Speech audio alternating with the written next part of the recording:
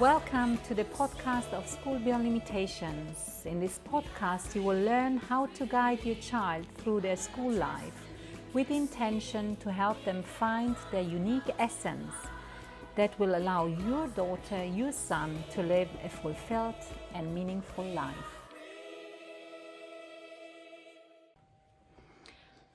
Is there a contradiction between holistic education and the preparation for examinations at School Beyond Limitations? Well, my name is Dr. Martina. I'm the CEO, co-founder and designer of the School Beyond Limitations learning model. And if you would like your child to live a fulfilled and serene and happy life, then you may want to subscribe to this channel. Well, yes, so holistic education, we already talked about that, is the education of the entire human being. And we have a very distinctive blueprint which has been already shared with you as well. But I always think it's important to repeat it because it's so extremely essential. And we say in all we do, we believe in the power of education in order to bring the unique essence of each student into life. And this is basically it. So each student, how does that look and what does that look like at School Beyond Limitations? So we have students who want to achieve also high academic goals. We have students who want to become entrepreneurs. We have students who want to work, as autonomous workers. We have students who want to become creatives. But as mentioned before, we have also students who really want to go to university, who want to study, who want to undertake a very academic journey and pathway.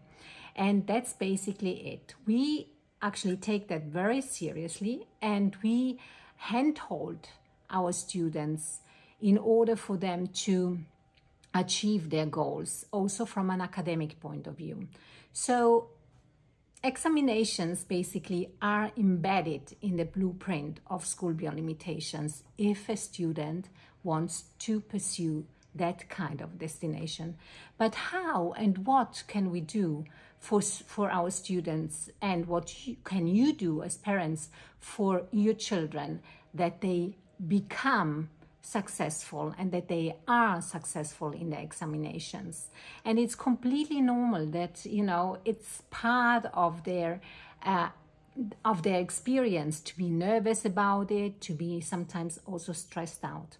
And within School Beyond Limitations, we all work very closely with one another. So each facilitator is there for their personal students, but we also have facilitators who have specific tasks and who also take on board, the responsibility to help the other facilitators to support the students accordingly. So in order to get prepared very well and to be ready to embrace the best preparation for examinations, our examination officer and learning strategist, Emma Dunkley, actually wrote an interesting article which I completely agree with. And she shares techniques that can be integrated at home, but also at school. And one of the main things in order to become really successful during examinations, of course, is the preparation. So preparation is key. What does that mean also at School Beyond Limitations? Preparation doesn't mean I don't do anything. Preparation starts really very intensively by knowing what I'm doing, by getting the action plan together, the learning plan together.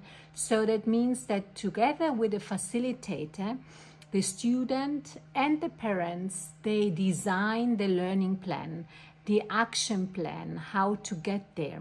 That's very important. So there must be a clear schedule. It must be broken down into smaller milestones, because if I'm not breaking this down, then the student may feel overwhelmed. But if I see the bulk, the entire bulk of what it entails, at least I get an understanding what it means to really get knowledgeable about all the content, but I also get the help by the facilitator to break it down accordingly.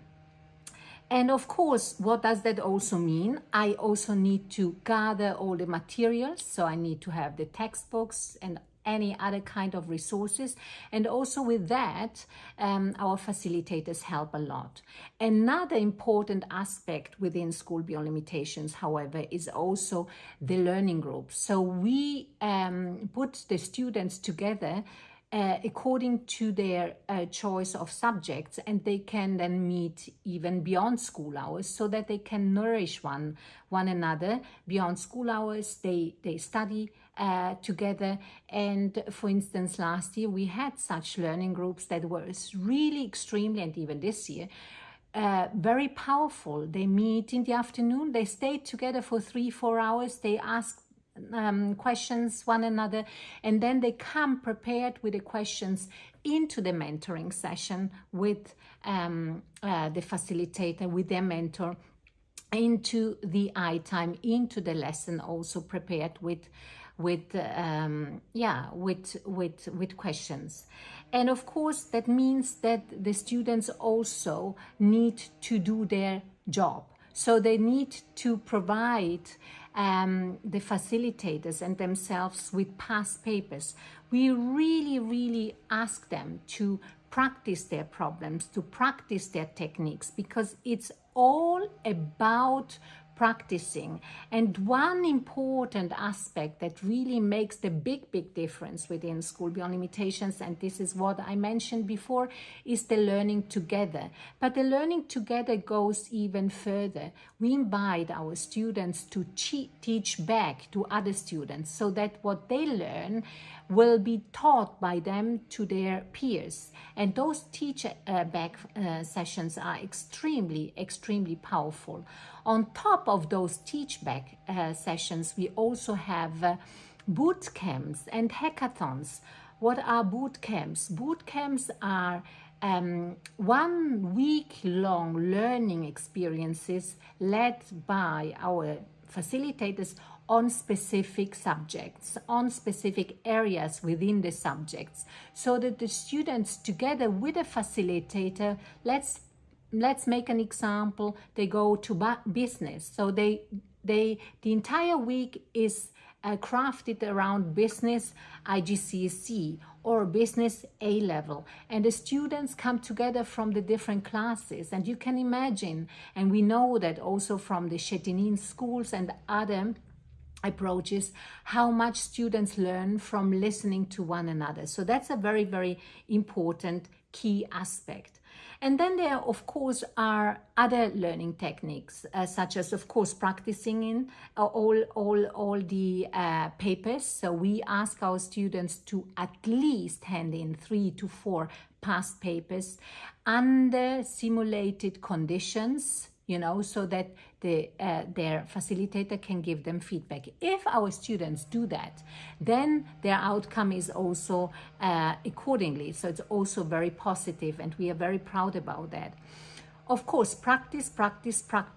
Learning together, teaching back as much as possible, using the mentoring sessions, talking to people outside, talking to the family, coming together, all of this. And then, of course, simple aspects such as creating summarization, summaries about what they have learned, sharing the summaries that they learned with one another, going through the summaries that they wrote to see whether the summary of one person is actually the same summary of another person. Maybe something got forgotten, that's also very important.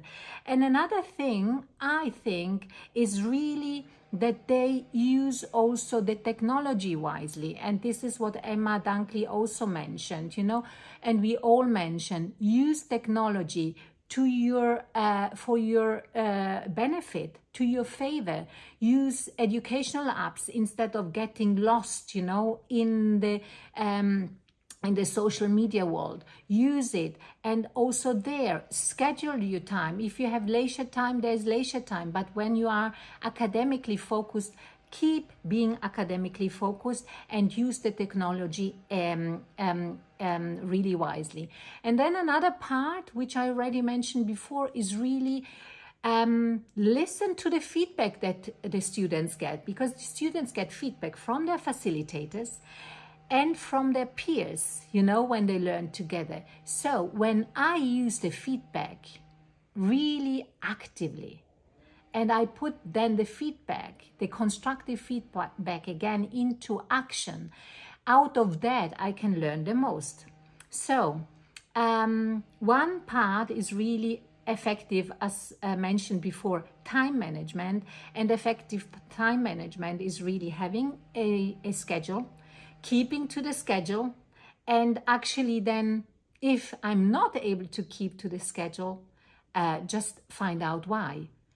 Has the student gotten lost because distracted or whatsoever, or was there a problem that needs to be discussed with the facilitator? So that's two different pair of shoes. If there is a problem that the concept hasn't been understood, then this needs to be brought back to the lesson. And there, parents can also look into it a little bit, and you can find out how your child is doing. So it's really setting priorities. I, as a student, if I'm on the trajectory of examinations, again, it's completely different from traditional settings, because in this case, the choice to go in that direction comes from the student. So if it's coming from within, I go in that direction, and then I just, as a student, are encouraged and motivated, inspired, and sometimes also a little bit pushed towards